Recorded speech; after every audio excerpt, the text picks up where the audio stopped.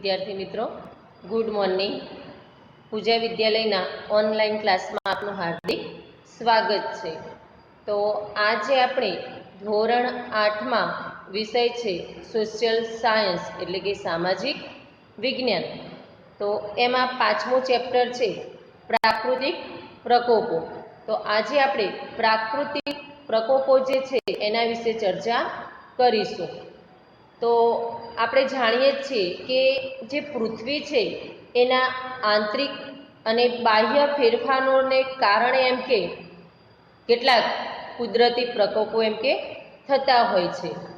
તો એવા પ્રાકૃતિક પ્રકોપોમાં એક તો ભૂકંપ, જ્વાળામુખી, દાવાનળ, ભૂસંકલન આવા બધા અનેક એમ કે પ્રાકૃતિક પ્રકોપો છે।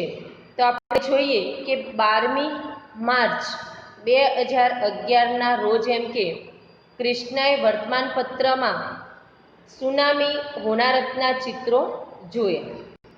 તેણે શાળામાં જઈ અને તેના વર્ગ શિક્ષકને પૂછ્યું કે સર, પેપરમાં સુનામી હોનારતની વિગત આવી છે એમ કે, તો સુનામી એ શું છે, કેવી રીતે એ સર્જાતી હશે? ત્યારે તેના સર કહે છે, કૃષ્ણને એના સર કહે છે કે પ્રાકૃતિક પ્રકોપોના બે પ્રકાર હોય છે। પૃથ્વીના આંતરિક ફેરફારના કારણે એમ કે ભૂકંપ, પછી જ્વાળામુખી અને સુનામી સર્જાય છે। જ્યારે બાહ્ય ફેરફારને કારણે એમ કે પૂર, અનાવૃષ્ટિ, વાવાઝોડું અને દાવાનળ થાય છે। તો જોઈએ આપણે કે પૃથ્વીના આંતરિક ફેરફારોને કારણે કયા પ્રકોપો સર્જાય છે। તો આંતરિક ફેરફારોને કારણે ભૂકંપ, જ્વાળામુખી અને સુનામી સર્જાય છે। જ્યારે બાહ્ય ફેરફારોને કારણે પૂર, અનાવૃષ્ટિ અને દાવાનળ જેવા જે પ્રકોપો છે એ થતા હોય છે। તો સૌપ્રથમ અહીંયા આપણે ભૂકંપ વિશે સમજીશું। તો પૃથ્વીના પેટાળમાં થતા ઝડપી ભૂસંચલન અને દબાણને કારણે ભૂસપાટીનો જે અમુક નબળો ભાગ છે એ એકાએક વેગથી ધ્રુજી ઉઠે છે।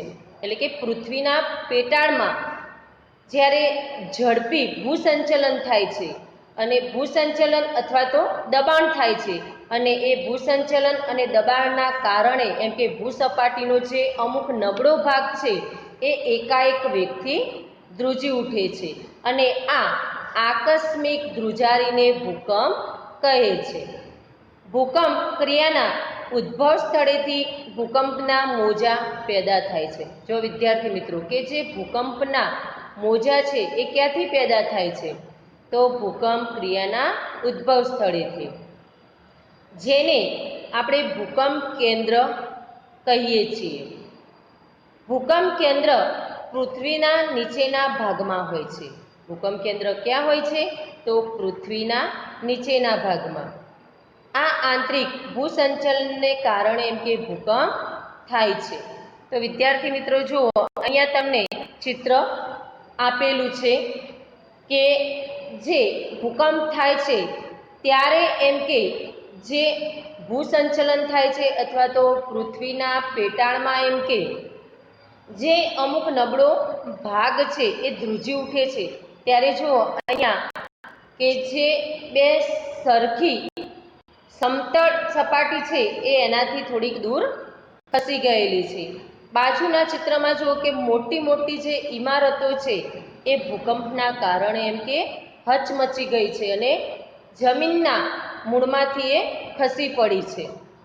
તો અહીંયા ભૂકંપના લીધે થતા જે સ્તરભંગ છે એનું ચિત્ર પણ આપેલું છે। તો તમે પણ એ તફાવત એમ કે જોઈ શકો છો કે ભૂકંપના કારણે કેવી સ્થિતિ સર્જાય છે। એટલે કે બાજુમાં બીજું ચિત્ર છે ભૂકંપના વિનાશનું દ્રશ્ય, કે જ્યારે વિદ્યાર્થી મિત્રો ભૂકંપ આવે છે, આપણે બધાએ જ એમ કે કદાચ તમે નહીં જોયો હોય પણ તમારા મમ્મી પપ્પાને તમે વાત કરશો તે ચોક્કસ તમને એના વિશે કહેશે કે હા બેટા અમે અમારી નજરે એમ કે ભૂકંપ જોયેલું છે.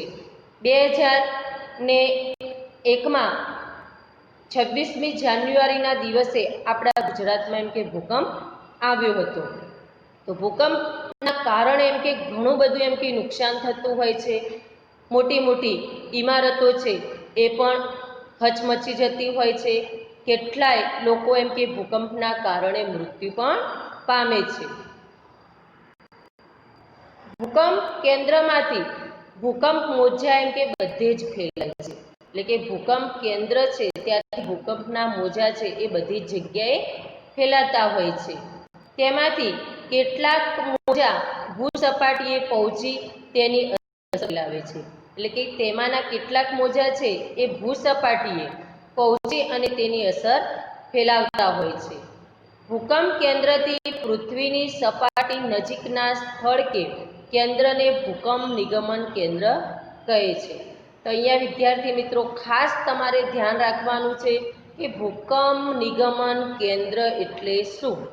તમને પ્રશ્ન પૂછવામાં આવે કે ભૂકંપ નિગમન કેન્દ્ર કોને કહેવાય? તો એનો જવાબ છે કે ભૂકંપ કેન્દ્રથી પૃથ્વીની સપાટી નજીકના સ્થળ અથવા તો કેન્દ્રને ભૂકંપ નિગમન કેન્દ્ર કહે છે. ભૂકંપની સૌથી વધુ અસર ભૂસપાટી પરના નિગમન કેન્દ્રના વિસ્તારમાં એમ કે અનુભવાય છે. એટલે કે ભૂકંપ છે તેની સૌથી વધુ અસર છે એ ભૂસપાટી, જેને આપણે મૃદાવરણ પણ કહી શકીએ, જે જમીન છે તેનો જે ઉપરનો ભાગ છે, ઉપરનું જે પડ છે એ સપાટી પરના નિગમન કેન્દ્રના વિસ્તારમાં એમ કે એનો અનુભવ થાય છે. તેનાથી જેમ દૂરના સ્થળે જઈએ તેમ તેની અસર ઓછી થતી જાય છે. એટલે કે જેમ જેમ આપણે દૂર જતા જઈએ તેમ દૂરના સ્થળે જઈએ તેમ તેની અસર એમ કે ઓછી થતી જોવા મળે છે આપણને. કોઈ પણ પ્રદેશમાં થતા ભૂકંપની અસર ભૂકંપના વેગ ઉપર અવલંબે છે. તો કે કોઈ પણ પ્રદેશમાં થતા ભૂકંપની અસર એ ભૂકંપના વેગ ઉપર અવલંબે છે. ભૂકંપ આલેખક એટલે કે ભૂકંપ આલેખક દ્વારા ભૂકંપનું ઉદ્ગમ સ્થાન અને વેગ, વેગ એટલે કે તીવ્રતા, વેગનો અર્થ થાય છે તીવ્રતા.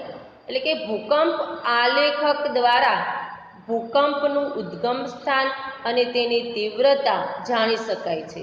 એટલે કે જે ભૂકંપનું ઉદ્ગમ સ્થાન છે અને તેની જે વેગ છે, એની જે તીવ્રતા છે એ ભૂકંપ આલેખક દ્વારા એમ કે જાણી શકાય છે. ભૂકંપ થવાના મુખ્ય 3 કારણો એમ કે જવાબદાર છે. તો એ કયા 3 કારણો છે? તો પ્રથમ છે જ્વાળામુખીજન્ય ભૂકંપ, બીજું વિભંગજન્ય ભૂકંપ અને ત્રીજું કારણ છે ભૂસંતુલનજન્ય ભૂકંપ. તો પૃથ્વીનું કેન્દ્રબિંદુ એ ભૂસપાટીથી લગભગ 6378 કિલોમીટર જેટલું દૂર છે. તો અહીંયા તમારે ખાસ એ ધ્યાનમાં રાખવાનું છે કે જે પૃથ્વીનું કેન્દ્રબિંદુ છે ને એ ભૂસપાટીથી લગભગ 6378 કિલોમીટર જેટલું એમ કે દૂર છે. એ પછી વિચારો વિદ્યાર્થીઓ કે તમારા નજીકના વિસ્તારમાં ભૂકંપ આવે તો તમે કઈ રીતે એમ કે બીજાને મદદરૂપ થશો. એ તમારે જાતે જ વિચારવાનું છે કે ભૂકંપ આવે, તમે જે વિસ્તારમાં રહેતા હોય ત્યાં ભૂકંપ આવે તો તમે બીજા લોકોને કઈ રીતે મદદ કરશો. એના પછી બીજા નંબરે છે જ્વાળામુખી. તો જ્વાળામુખી એટલે શું એ સમજીશું પહેલા આપણે. તો જ્વાળામુખી એટલે કે ભૂસપાટીના નબળા ખડક સ્તરોમાં પડેલી ફાટ કે છિદ્રનું નામ છે તે, જેમાં થઈને પેટાળનો ધગધગતો જે લાલચોળ મેઘમા છે એ મેઘમા, એ સિવાય વિવિધ કદ અને આકારના ખડકો, રાખ, વરાળ અને અન્ય વાયુઓ છે એ ભૂસપાટી ઉપર એમ કે ધસી આવે છે. તો ફરીવાર આપણે જોઈએ કે જ્વાળામુખી એટલે શું? તો જ્વાળામુખી એટલે ભૂસપાટીના નબળા ખડક સ્તરોમાં પડેલી ફાટ કે છિદ્ર, જેમાં થઈને કે પેટાળનો જે ધગધગતો લાલચોળ મેઘમા છે એ વિવિધ કદ અને આકારના ખડક, રાખ, વરાળ અને અન્ય વાયુ એમ કે સપાટી ઉપર ધસી આવે છે. તો અહીંયા વિદ્યાર્થી મિત્રો તમને ચિત્ર બે આપેલા જ છે, જેમાં સુષુપ્ત જ્વાળામુખીનું પ્રથમ ચિત્ર છે અને બીજું ચિત્ર છે એ સક્રિય જ્વાળામુખીનું છે. તો બંનેમાં તમને એમ કે જો તફાવત જોવા મળે છે કે સુષુપ્ત જ્વાળામુખી છે એ અને સક્રિય જ્વાળામુખીમાં શું ફેરફાર જોવા મળે છે તમને? તો માત્ર પહેલા જ ચિત્રમાં જે સુષુપ્ત જ્વાળામુખી છે ત્યાં તમને માત્ર કાળી જેમ રેત પડી હોય, રાખ પડી હોય એવો એક ઢગ જ જોવા મળે છે. જ્યારે બાજુના ચિત્રમાં જે સક્રિય જ્વાળામુખી છે એમાં તમને જમીનમાંથી બહાર નીકળતો આખો લાલચોળ જ્વાળામુખી એમ કે જોવા મળે છે. એની સાથે વરાળ, ધુમાડા પણ જોવા મળે છે. તો આપણે જોઈએ કે જ્વાળામુખી વિસ્ફોટ થવાના મુખ્ય કયા કારણો છે? તો જ્વાળામુખી વિસ્ફોટ થવાના મુખ્ય 4 કારણો છે. પહેલું છે પૃથ્વીના પેટાળનું તાપમાન. બીજું કારણ છે પ્રવાહી મેઘમાની ઉત્પત્તિ. અને ત્રીજું કારણ છે વાયુ અને વરાળનો ઉદ્ભવ. અને ચોથું કારણ છે મેઘમા એટલે કે લાવા રસનું ભૂસપાટી તરફનું વહન. તો આ 4 કારણોને લીધે એમ કે જ્વાળામુખી વિસ્ફોટ થાય છે.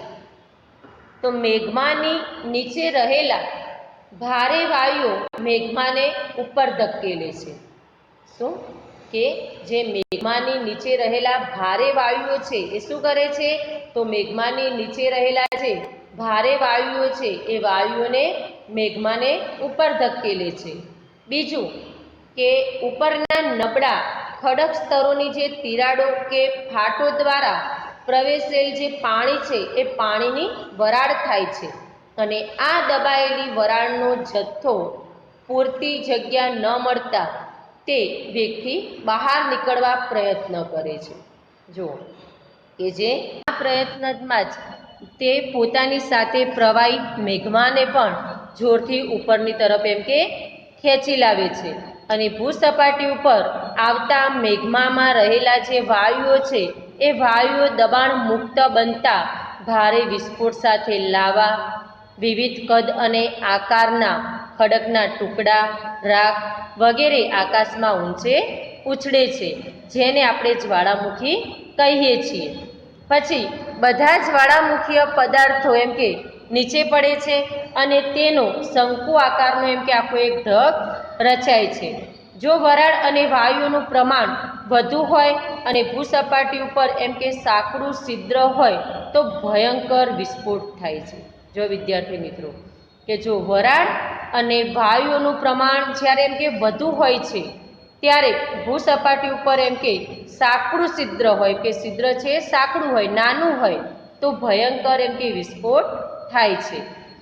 પરંતુ જો વરાળ અને વાયુઓનું પ્રમાણ ઓછું હોય અને ભૂસપાટીની લાંબી ફાટમાંથી પ્રસ્ફુટન થતું હોય, શું થતું હોય? તો પ્રસ્ફુટન થતું હોય તો લાવા ધીરે ધીરે એમ કે શાંતિથી બહાર નીકળી અને પથરાય છે.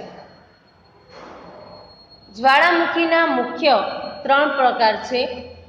તો એ કયા 3 પ્રકાર છે આપણે જોઈએ તો પ્રથમ સક્રિય જ્વાળામુખી એટલે કે જે ઓટના જ્વાળામુખી છે ઇટાલીમાં તે. બીજો સુષુપ્ત જ્વાળામુખી અને એ સુષુપ્ત જ્વાળામુખી એટલે કે જે ફ્યુજિયામા જ્વાળામુખી જે જાપાનમાં છે તે. અને ત્રીજો છે મૃત જ્વાળામુખી જે માઉન્ટ પોપા જ્વાળા મ્યાનમારમાં થાય છે. તો વિશ્વમાં ઘણી જગ્યાએ એમ કે વિવિધ જ્વાળામુખીઓ આવેલા છે. ભારતમાં અંદમાન અને નિકોબારના દ્વીપ સમૂહમાં માત્ર એક જ જગ્યાએ જ્વાળામુખી આવેલું છે. જો આપણા ભારતમાં એમ કે જે અંદમાન અને નિકોબારના દ્વીપ સમૂહો છે એ દ્વીપ સમૂહોમાં જ માત્ર એક જ જગ્યાએ એમ કે જ્વાળામુખી આવેલું છે. જ્વાળામુખીનો વિસ્ફોટ જે પ્રદેશમાં થાય છે ત્યાં સ્થાનિક વિસ્તારમાં ભયંકર વિનાશ સર્જાય છે. એટલે કે જે પ્રદેશમાં એમ કે જે સ્થાનિક વિસ્તારો છે એ સ્થાનિક વિસ્તારમાં એમ કે જ્યારે જ્વાળામુખી ફાટી નીકળે છે ત્યારે એમ કે ભયંકર વિનાશ સર્જાય છે. એટલે કે એમાં માલ જાનહાનિ બધાને જ એમ કે નુકસાન થતું હોય છે. જ્વાળામુખીય ફાયદો પણ થાય છે. જ્વાળામુખીના કારણે એમ કે નુકસાન તો થાય જ છે આપણને, પણ કોઈ વાર જ્વાળામુખીને કારણે આપણને એમ કે ફાયદો પણ થતો હોય છે. તો લાવા પથરાતા જમીનની ફળદ્રુપતા વધે છે. જો કે જ્વાળામુખી જે જગ્યાએ એમ કે ફાટી નીકળ્યો હોય ત્યાં લાવા પથરાય છે અને આ લાવા પથરાતા જમીનની ફળદ્રુપતા છે એ વધે છે. એટલે કે જમીનની ફળદ્રુપતા વધતા જે પાક ઉત્પાદન છે એમાં પણ આપણને સારું એવું ઉત્પાદન મળે છે. જાવા અને સુમાત્રાની લાવામાંથી એમ કે બનેલી જે જમીન છે એ જમીનનો ખૂબ જ ફળદ્રુપ છે. એમ કે કઈ તો જાવા અને સુમાત્રાની લાવામાંથી જે જમીન બનેલી છે એ જમીન એમ કે ખૂબ જ ફળદ્રુપ હોવાથી સારી ખેતી થાય છે. કે જમીન ફળદ્રુપ હોય તો સ્વાભાવિક છે કે જમીન જેટલી ફળદ્રુપ હશે એટલું એમ કે સારું પાક ઉત્પાદન મળશે. એટલે કે જમીન ફળદ્રુપ હોવાથી સારી ખેતી થઈ શકે છે. જ્વાળામુખીના ઢોળાવો ઉપરની પોટાશયુક્ત માટીમાં એમ કે ખેતી કરી ખેડૂતો એમ કે મબલખ પાક મેળવે છે. જો કે જ્વાળામુખીના ઢોળાવો ઉપરની જે પોટાશયુક્ત માટી છે એટલે પોટાશયુક્ત માટીમાં ખેતી કરીને ખેડૂતો એમ કે મબલખ પાક મેળવે છે. એટલે કે ખેડૂતો સારું એવું પાક ઉત્પાદન મેળવે છે. તો જ્વાળામુખીથી કયા ફાયદાઓ થાય છે આપણને વિદ્યાર્થી મિત્રો? તો પહેલાં તો લાવા પથરાતા જમીનની ફળદ્રુપતા વધે છે અને જમીનની ફળદ્રુપતા વધતા એમ કે આપણે સારું એવું પાક ઉત્પાદન મેળવી શકીએ છીએ. બીજું કે જાવા અને સુમાત્રાની લાવામાંથી બનેલી જે જમીન છે એ ખૂબ જ ફળદ્રુપ હોવાથી સારી ખેતી થઈ શકે છે. અને ત્રીજો ફાયદો એ છે કે જ્વાળામુખીના ઢોળાવો ઉપરની જે પોટાશયુક્ત માટી છે એ માટીમાં ખેતી કરી અને ખેડૂતો મબલખ પાક મેળવે છે. એટલે કે સારું એવું પાક ઉત્પાદન મેળવે છે. એ પછી જોઈએ કે જ્વાળામુખી વિસ્તારના ગરમ પાણીના ઝરામાં જંતુનાશક દ્રવ્યો હોય છે અને આ જંતુનાશક દ્રવ્યો હોવાથી ચામડીના દર્દીઓ માટે તે આશીર્વાદરૂપ છે. એટલે કે જે ચામડીના રોગો થતા હોય જે વ્યક્તિને, એટલે કે જે ચામડીના દર્દીઓ છે તેમને જે ગરમ પાણીના ઝરા છે અને એ ગરમ પાણીના ઝરામાં એમ કે જંતુનાશક દ્રવ્યો હોવાથી ચામડીના જે દર્દીઓ છે તેમને તે મદદરૂપ થાય છે. અને જ્વાળામુખીના કારણે પારો, એન્ટીમની, સીસુ, જસત, ટંગસ્ટન, કલાઈ વગેરે ધાતુમય ખનિજો એમ કે ભૂસપાટીથી થોડી ઊંડાઈએ જેમ કે આપણને પ્રાપ્ત થાય છે. અને જ્વાળામુખી નળીમાં લાવારસ ઠરતા અને કાર્બન ઉપર દબાણ આવતા સમય જતાં તેમાંથી હીરા બને છે. જો વિદ્યાર્થી મિત્રો અહીંયા કે જે એન્ટીમની, સીસુ, જસત, ટંગસ્ટન, કલાઈ વગેરે ધાતુમય ખનિજો છે એ ભૂસપાટીથી થોડી જ ઊંડાઈએ એમ કે આપણને મળી આવે છે. એટલે કે જમીનને આપણે થોડી ખોદીએ અને તરત જ એ આપણને પ્રાપ્ત થાય છે. અને જ્વાળામુખી નળીમાં લાવારસ ઠરતા અને કાર્બન ઉપર દબાણ આવતા સમય જતાં એમ કે તેમાંથી હીરા બને છે. અને જ્વાળામુખીમાંથી ફેંકાતા જે વિખંડિત ખડક પદાર્થોમાંના જે નાના નાના પથ્થરો છે જેને આપણે લાપીલી તરીકે ઓળખીએ છીએ. તો લાપીલી એટલે શું?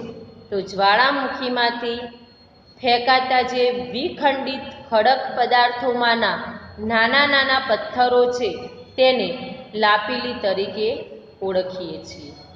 આ લાપીલીને મનગમતો ઘાટ આપી શકાતો હોવાથી તે ખૂબ જ ઉપયોગી પુરવાર થયા છે. કારણ કે આ લાપીલીને આપણે મનગમતો ઘાટ આપીને કંઈ પણ પ્રકારની એમ કે ચીજવસ્તુ આપણે બનાવી શકીએ છીએ. તો વિદ્યાર્થી મિત્રો વિચારો કે તમને જ્વાળામુખી પ્રદેશમાં રહેવું ગમે કે ન ગમે, અને ગમે છે તો કેમ ગમે છે, અને નથી ગમતું તો એનું કારણ શું છે એ તમારે જાતે એમ કે વિચારવાનું છે. એ પછી ત્રીજો મુદ્દો છે સુનામી. તો સુનામી એટલે શું? તો સમુદ્રના તળિયે આવેલા જ્વાળામુખી ફાટવાથી કે તળિયે ભૂકંપ થવાથી જે સમુદ્રની સપાટી છે એ સમુદ્રની સપાટી પર ખૂબ જ શક્તિશાળી વિનાશક મોજા ઉત્પન્ન થાય છે, અને આ મોજાને સુનામી કહેવામાં આવે છે. ફરી આપણે સુનામીની વ્યાખ્યા સમજીશું કે સમુદ્રના તળિયે આવેલા જ્વાળામુખી ફાટવાથી કે તળિયે ભૂકંપ થવાથી સમુદ્રની સપાટી પર ખૂબ જ શક્તિશાળી વિનાશક મોજા ઉત્પન્ન થાય છે, અને આ મોજાને સુનામી કહેવામાં આવે છે. તે ઊંચા અને અસાધારણ લંબાઈના હોય છે. એટલે કે જે સુનામીના મોજા છે એ ઊંચા પણ હોય છે અને અસાધારણ લંબાઈના હોય છે. અહીંયા જુઓ વિદ્યાર્થી મિત્રો, તમને સુનામીનું ચિત્ર આપેલું છે.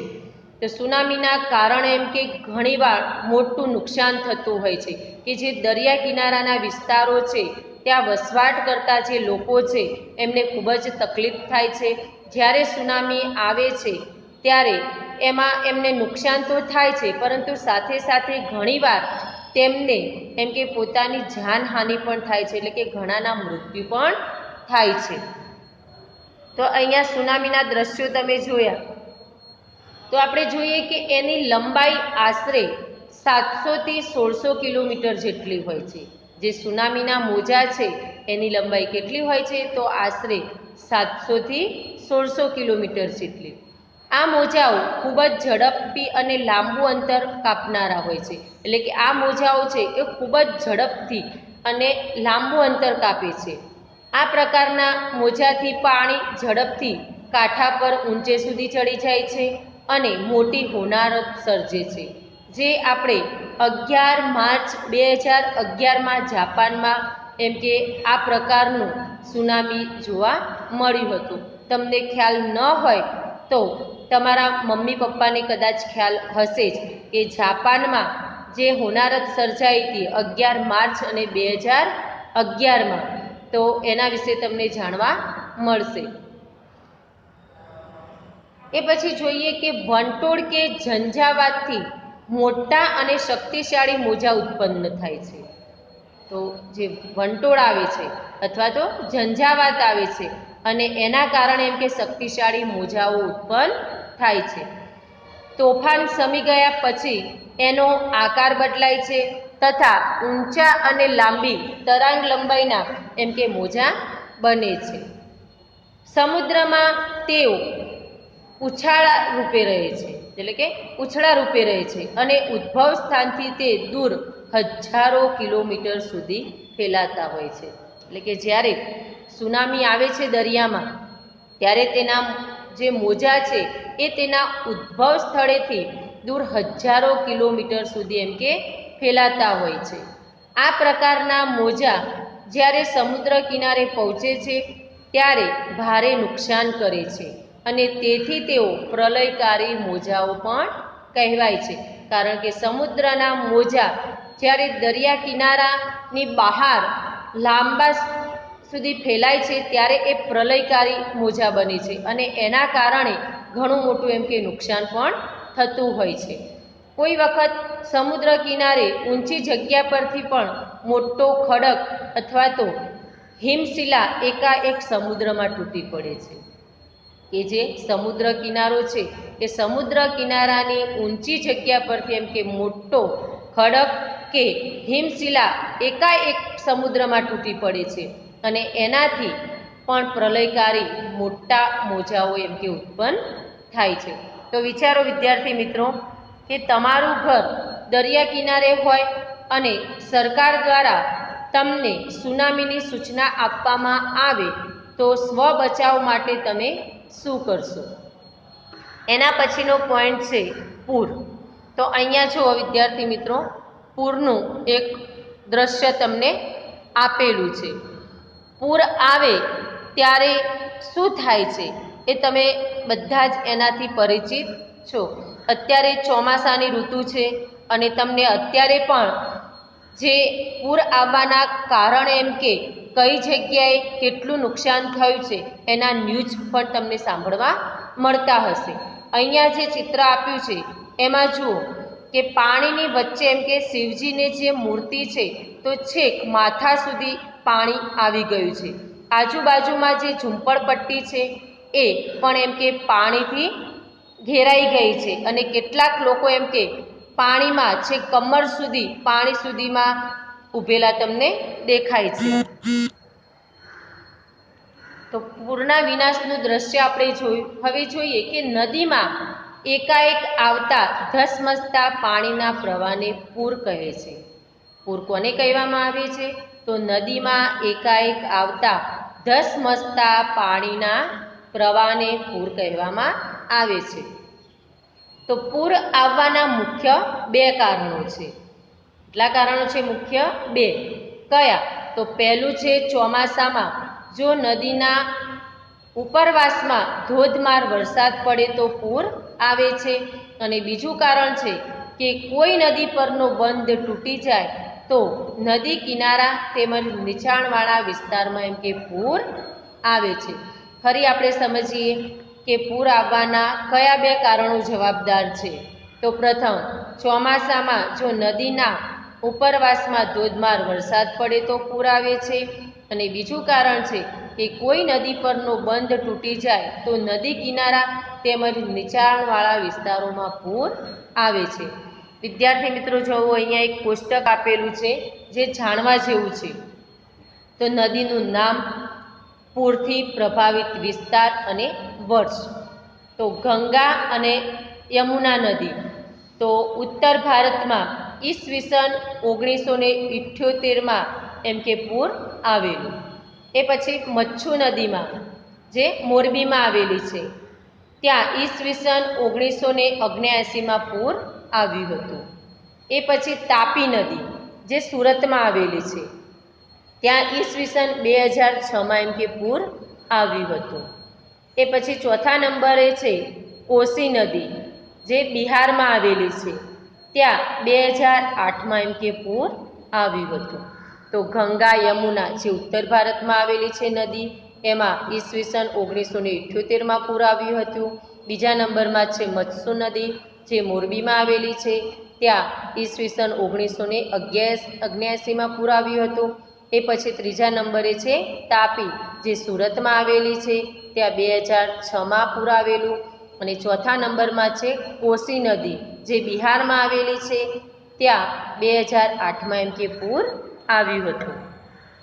એ પછી જોઈએ દુષ્કાળ કે અનાવૃષ્ટિ. તો અહીંયા બે ચિત્રો આપેલા છે દુષ્કાળ અને અનાવૃષ્ટિના. તો દુષ્કાળ પડે ત્યારે એમ કે જે જમીન છે એ એકદમ સુકાઈ જાય છે, કારણ કે દુષ્કાળ પડે ત્યારે એમ કે વરસાદ જે 2-3 વર્ષ સુધી એમ કે ન આવે ત્યારે ધીમે ધીમે એમ કે દુષ્કાળ સર્જાય છે. અને આમ સતત 3-4 વર્ષ સુધી વરસાદ ન આવે તો એમ કે દુષ્કાળ પડે છે. અને અનાવૃષ્ટિ એટલે કે જરૂરિયાત કરતાં વધારે વરસાદ પડે જેને આપણે લીલો દુષ્કાળ પણ કહી શકીએ, કે જેના કારણે વધુ વરસાદ આવવાથી જે ખેડૂતોનો પાક છે એ ઊભો ને ઊભો એમ કે કોહવાઈ જાય છે અને ઘણું મોટું જ નુકસાન એમ કે ખેડૂતોને ભોગવવું પડતું હોય છે. તો અહીંયા આપણે દુષ્કાળ સમયના જે દ્રશ્યો છે એ જોયા. હવે સમજીએ કે વરસાદ ન આવવાથી ખોરાક પાણીની અછત સર્જાય અને જમીનમાં પાણી સુકાઈ જવાની પ્રક્રિયાને એમ કે દુષ્કાળ કહેવામાં આવે છે.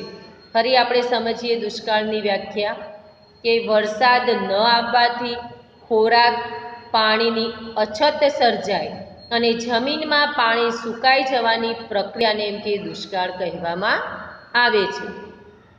સતત 2-3 વર્ષ સુધી વરસાદ ન આવે અથવા ઓછો વરસાદ આવે ત્યારે દુષ્કાળની પરિસ્થિતિ એમ કે સર્જાય છે.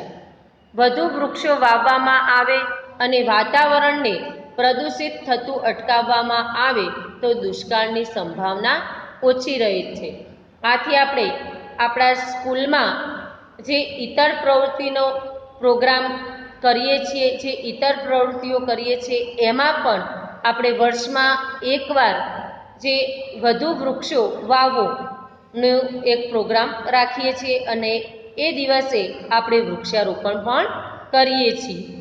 આથી એમ કે દુષ્કાળ રોકવા માટે વધુ વૃક્ષો વાવવા જોઈએ અને વાતાવરણ જે એમ કે દૂષિત થાય છે એ વાતાવરણને પણ દૂષિત થતું એમ કે અટકાવવું જોઈએ, જેના કારણે દુષ્કાળની સંભાવના ઓછી થાય છે. એ પછી જોઈએ વાવાઝોડું. તો વાવાઝોડું કોને કહેવાય? તો વાવાઝોડું એ હવાનું જ એક તોફાન છે. શું એ વાવાઝોડું છે ને એ હવાનું જ એક તોફાન છે. આપણે એને ચક્રવાત કે વંટોળ પણ કહીએ છીએ. ભારતના દરિયા કિનારાના વિસ્તારોમાં કેટલીક વાર આવા ચક્રવાત સર્જાય છે, જેના કારણે ત્યાંના નજીકના વિસ્તારમાં હવાનું હલનચલન થતું રહે છે અને આ હલનચલન વેગ પકડે ત્યારે હવા છે એ તોફાની બને છે અને હવા જ્યારે તોફાની બને છે ત્યારે એમ કે વાવાઝોડું સર્જાય છે. જોકે હવાના તોફાનો મર્યાદિત સમયગાળા માટે અને મર્યાદિત વિસ્તારોમાં અસર કરે છે, એટલે કે કાયમી હોતા નથી અને બધા જ વિસ્તારોમાં પણ હોતા નથી. એટલે કે હવાના જે તોફાનો છે એ મર્યાદિત સમયગાળા માટે હોય છે અને મર્યાદિત વિસ્તારોમાં જ અસર કરતા હોય છે. આવા વાવાઝોડા હરિકેન, ટોર્નેડો, વંટોળ વગેરે નામોથી ઓળખાય છે.